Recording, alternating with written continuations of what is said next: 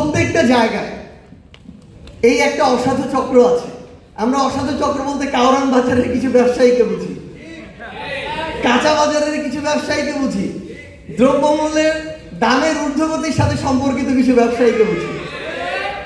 কিন্তু এর চেয়েও বড়, এত বড় বড় অসাধু চক্র আছে যেগুলোর নামও আমরা কখনো শুনিনি, চেহারাও কখনো দেখি না, কিন্তু প্রত্যেকটা পার্সেন্টেজ তাদের ঘরে পৌঁছে যায়। এই পার্সেন্টেজ 2-5% মধ্যে সীমাবদ্ধ না। আপনার দেশের বড় বড় বাহিনীর যে অস্ত্র সরঞ্জাম কেনা হবে, আপনার বাহিনী সার্বভৌমত্ব রক্ষায় যে শক্তিশালী হয়ে উঠবে, সেই হয়ে ওঠার যত ধরনের সরঞ্জাম, যন্ত্রপাতি এবং ব্যাকআপের প্রয়োজন, তার জন্য যত বরাদ্দ, সেই বরাদ্দের অধিকাংশই ওই বড় বড় কুমিরগুলো খেয়ে ফেলে, যেগুলো সম্পর্কে আমাদের বিন্দুমাত্র ধারণা নাই। এখানে ওবায়দুল কাদেররা, ওই পীর সাহেব নামক ভ্যাকসিন কোর পীররা, দরবেশরা এখানে তাদের থেকে একটা অংশ পায়, কিন্তু তাদের বড় বড় পীরগুলো বিভিন্ন জায়গায় বিশ্বের বসে আছে। আমি অল্প সময় আমার সহযোদ্ধা হাসনাত, নাহিদ, আসিফ, নাসিরউদ্দিন পাটোয়ারি ভাই, এখন তাসলিম যারা আপু এসেছেন, আরো অনেকে আছে, হয়তো সবার নাম একবারে বলা পসিবল না। আমরা এই অল্প সময় দেখেছি, আমরা যখন তাদের উপস্থিতি, প্রভাব, তাদের কালো ছায়া এই দেশের সার্বভৌমত্বে এগিয়ে যাওয়ার ক্ষেত্রে কিছুটা আন্দাজ করতে পেরেছি এবং তাদেরকে আঘাত করার চেষ্টা করেছি। তারা তাদের পুরো সার্কেলটাকে একসাথে নিয়ে আমাদেরকে যেভাবে আঘাত করে, প্রশ্নবিদ্ধ করে, প্রোপাগান্ডা ছড়িয়ে ছিন্ন বিচ্ছিন্ন করে দেওয়া যায়, যেভাবে আপনাদের কাছে আমাদের গ্রহণযোগ্যতাকে নষ্ট করে দেওয়া যায়, সেই সকল প্রক্রিয়ার জন্য তারা শত শত কোটি টাকা ব্যয় করেছে এবং এখনো করছে। কারণ তাদেরকে প্রশ্ন করার সাহস এতদিন কেউ করেনি। আপনি প্রশ্ন করা শুরু করেছেন যেদিন তার কোমর ভেঙে দেওয়ার সামর্থ্য আপনার হবে, সেদিনই আপনি সেটা ভেঙে দিবেন, এটা তারা জানে।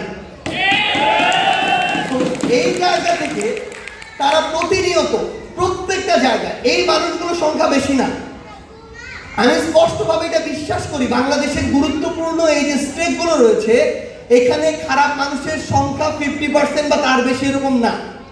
এই সংখ্যাটা হতে পারে 10%, 20%, 30%, বাট অর্ধেকের বেশি কোনোদিনও না, অর্ধেকের কম। এই সংখ্যাটা, এই প্রত্যেকটা গুরুত্বপূর্ণ স্টেট একটা আরেকটার সাথে ইন্টার কানেক্টেড। এবং আপনি যখন যদি আমলাতন্ত্রে আঘাত করেন, মিডিয়া দিয়ে আপনার প্রোপাগান্ডা হবে। আপনি যদি রাজনীতিবিদদের কোমরে আঘাত করেন, যারা কালপ্রিট, দেখবেন আইন শৃঙ্খলা রক্ষাকারী বাহিনী দিয়ে আপনাকে আঘাত করা হবে। আপনি যদি ব্যবসায়ী নামক কিছু রক্তচোষা ব্যবসায়ীকে আঘাত করতে যান, দেখবেন সবাই মিলে আপনার বিরুদ্ধে প্রোপাগান্ডা ছড়ানো শুরু করেছে। সো আমাদের সবচেয়ে বড় গুরুত্বপূর্ণ কাজ হচ্ছে, মানে আমার কাছে মনে হয়েছে, আমরা যদি একসাথে এই পুরাতন এস্টাবলিশমেন্টের বিরুদ্ধে ফাইট দিতে যাই, আমরা যারা এই প্রজন্মে রাজনীতিতে হোক বা বিভিন্ন ক্ষেত্রে ভালো উদ্দেশ্য নিয়ে সাহস করে সামনে এগিয়ে যাচ্ছি, তাদেরকে আমাদের প্রোটেক্ট করতে হবে। আমরা সোশ্যাল মিডিয়ায় অসংখ্য প্রোপাগান্ডার সমন্বয় দেখছি। আমার গ্রামের যারা ভাই বোনেরা, মা বাবা, চাচারা, তাদের এই ফ্যাক্ট চেক করার কিন্তু অ্যাবিলিটি নাই। না থাকার কারণে তারা তাদের জায়গা থেকে অনেকে এগুলো বিশ্বাস করে ফেলছে। কিন্তু যেই প্রজন্ম, আমার যেই সহযোদ্ধারা এই অভ্যুত্থানের লড়াইয়ে দেশে দেশের বাইরে নেতৃত্ব দিয়েছে, সংগঠিত করেছে, তারা যদি এই প্রোপাগান্ডাগুলোকে ব্রেক না করে, তাহলে যারা সাহস নিয়ে সামনে এগিয়ে আসবে, তারা কেউ দাঁড়াতে পারবে না। এটা হচ্ছে চরম একটা বাস্তবতা। কারণ যারা এই সাহস নিয়ে সামনে আসবে, তাকেই পটেনশিয়াল থ্রেট মনে করা হবে এবং সে যত ভালোই হোক না কেন, তাকে ধ্বংস করার সকল অপচেষ্টা চালানো হবে। আপনারা দেখে থাকবেন, এখন মিডিয়াতে কিছুদিন আগে গুলশানে একজন সমন্বয়ক 10 লক্ষ টাকা কোথাও চাঁদাবাজি করতে গিয়ে ধরা পড়েছে, শাস্তি হয়েছে, জেলে আছে। সমন্বয়ক পরিচয়টা করেছে, কোন সমন্বয়ক কোন ফাইলে আছে আমরা খুঁজে পাইনি আমাদের জায়গা থেকে।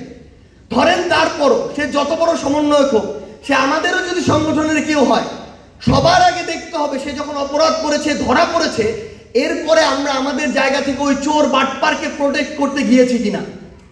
বরং যখন তার এই বিচারিক প্রক্রিয়াগুলো শুরু হয়েছে, সর্বপ্রথম তাকে ধরার তথ্যটি আমাদের একজন সহযোদ্ধা পুলিশের কাছে দেয় যে আমাদের কাছে খবর আসছে সমন্বয় পরিচয় ব্যবহার করে ওই একটি ছেলে বিভিন্ন জায়গায় চাঁদাবাজি করছে, এবং এরপরে তাকে ধরা হয়। এই খবরটি মেইন স্ট্রিম মিডিয়ায় অন্তত 10 দিন 100টা ফটো কার্ডে প্রচার করা হয়েছে, সমস্যা নেই হোক।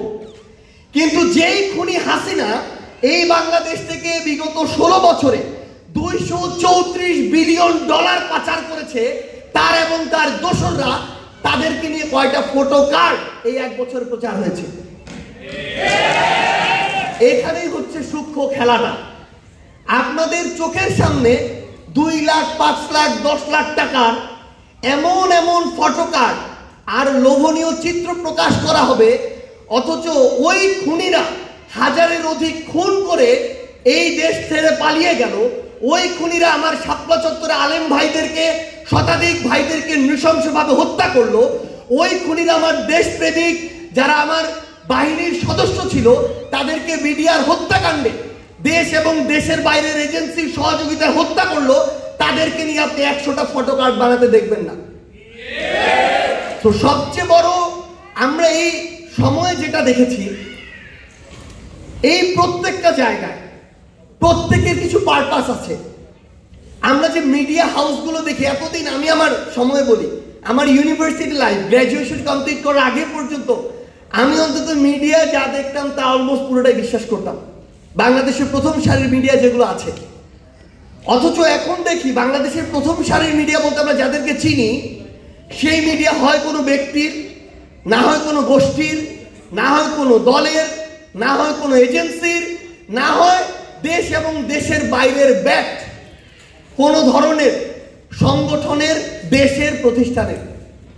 এবং এই মিডিয়া শুধুমাত্র নিজের সাস্টেইনেবিলিটি বা এক্সিস্টেন্স রক্ষার জন্য মাঝে মাঝে কিছু ভালো ভালো নিউজ আপনার সামনে দেয়, বাকি সব কিছু এমনভাবে শিরোনাম করবে, এমনভাবে দেখাবে যেন তার ওই ব্যক্তি, গোষ্ঠী, দল, প্রতিষ্ঠান কিংবা এজেন্সির উদ্দেশ্য হাসিল করতে পারে।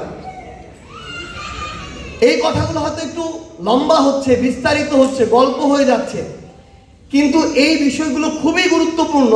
কারণ এই সূক্ষ্ম সূক্ষ্ম বিষয়গুলো দিয়ে কিভাবে একটা ন্যারেটিভ এস্টাবলিশ করানো যায়, সেই বিষয়টি এই মিডিয়ার অনেকেই, আমি সবার কথা বলবো না, অনেকে এই কাজটা করে আসছে। এটা একটা এক্সাম্পল। এই কাজটা এরকম প্রত্যেকটা জায়গায় হচ্ছে।